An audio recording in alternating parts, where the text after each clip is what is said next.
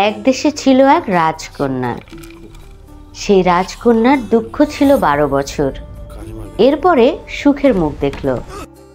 এমন গল্প আমরা ঘুমানোর আগে দাদি নানি এদের কাছ থেকে বহু শুনেছি। আজকে অল সুপার ডুপারে আমরা আলোচনা করব কাজল রেখা নিয়ে। কাজল রেখার গল্পটা আসলে কি সেটি বলবো। যদিও কাজল রেখার সিনেমা হয়েছে, সেই সিনেমার প্রেক্ষিতেই আলোচনা করব আজকে আপনাদের সাথে। অল সুপার ডুপারে সবাইকে স্বাগত। কাজল রেখা সিনেমাটি সত্যি খুবই অসাধারণ একটি সিনেমা। যদি আপনারা না দেখে থাকেন তাহলে দেখতে পারেন। আমি ছোট্ট করে আপনাদের সামনে এর কাহিনী তুলে ধরছি। কাজল রেখা সিনেমায় দেখা যায় কাজল রেখার বাবা খুব বড়লোক এবং ধনাঢ্য একজন জমিদার থাকেন, মানে রাজা থাকেন ওই সময়ের। তো জুয়ার পাল্লায় পড়ে তিনি তার সকল সম্পত্তি হারিয়ে ফেলেন। এরপরে এক দরবেশ এসে কাজল রেখার বাবাকে একটি আংটি এবং কথা বলা একটি পাখি গিফট করেন। তাকে বলেন, এই পাখিটি যা বলবে তুমি সেভাবেই কাজ করবে এবং এই আংটিটি বিক্রি করে তুমি তোমার আগের সম্পত্তি আবার ফেরত নিয়ে আসতে পারবে পরিশ্রম করে। যেই কথা সেই কাজ। তো এই রাজার তো আবার অবস্থা আগের মতো হলো। এবার কন্যাকে বিয়ে দেওয়ার পালা। কোনো অবস্থাতেই কন্যাকে বিয়ে দিতে পারছিল না, তার পছন্দের পাত্র সে পাচ্ছিল না। এবারে ধর্মমতী পাখি বলে ফেলল তার কন্যাকে বনবাসে দিতে হবে। কিছু করার নেই, পাখির কথা তো শুনতেই হবে, কারণ দরবেশ বাবা আগেই বলে গেছেন। সেই অনুযায়ী কন্যাকে রেখে আসেন একটি জঙ্গলে। সেখানে সেই জঙ্গলে একটি মন্দিরে কাজল রেখা দেখতে পান একটা লাশ, মৃত লাশ, যার পুরো গায়ে সূচ ফুটানো।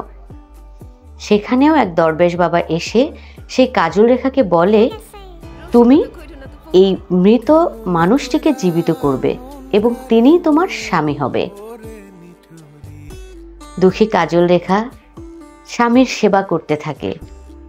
এর মধ্যেই এক দাসীকে বিক্রি করতে নিয়ে আসে তার বাবা। কাজল রেখা কঙ্কন দিয়ে এই দাসীকে কিনে নেয় এবং দাসীকে বলে, আমি একটু স্নান করে আসছি, আর তুমি যে ওই রাজকুমারের সেবা করো। এই তো জাস্ট সূচ উঠানো বাকি, 2 চোখের সূচ উঠিয়ে ফেললেই রাজা আগের মতো ঠিক হয়ে যাবে। দাসী তো দাসী, তার মনে ছিল কুবুদ্ধি।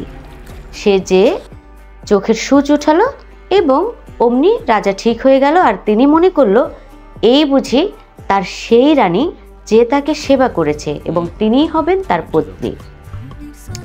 এভাবেই দাসী হয়ে গেল রানী, আর রানী হয়ে গেল দাসী। দিন যায়, মাস যায়। রাজার তো মনে সব সময় সন্দেহ যে কঙ্কন দাসী বলে আমি যাকে জানি সে তো দেখতে অপরূপা, গুণে সরস্বতী, লক্ষ্মী, সব দিক থেকেই সে রানীর মতো। আর যে রানী সে তো দাসীর মতো। তাহলে কে রানী কে দাসী? সবসময় এভাবে সে দ্বিধার মধ্যে থাকে। একদিন সে বাণিজ্যে যাবে, তখন কাজল রেখাকে জিজ্ঞেস করলো, তোমার জন্য আমি কি নিয়ে আসব? তখন সে বলল, আমার জন্য একটি ধর্মমতী পাখি নিয়ে এসো। রাজা কাজল রেখা মানে দাসীর কথা শুনে সে চলে গেল পাখি খুঁজতে। খুঁজতে খুঁজতে কোথাও পায় না। এরপরে অনেক খোঁজাখুঁজির পরে সে পেল এবং পাখিটি এনে তাকে দিল। পাখি পেয়ে কাজল রেখা তো সেই খুশি। এদিকে রাজা কে আসলে আসল রানী এটি পরীক্ষা করার জন্য তার বন্ধুকে খবর দেন এবং বন্ধু এসে দাসীকে মানে কাজল রেখাকে পছন্দ করে ফেলেন। তখন তিনি কৌশল করে কাজল রেখার নামে বদনাম রটিয়ে তাকে বনবাসে পাঠানোর ব্যবস্থা করে। ব্যাস, রাজাও চটে গিয়ে সত্যি তাকে বনবাসে পাঠিয়ে দেয়।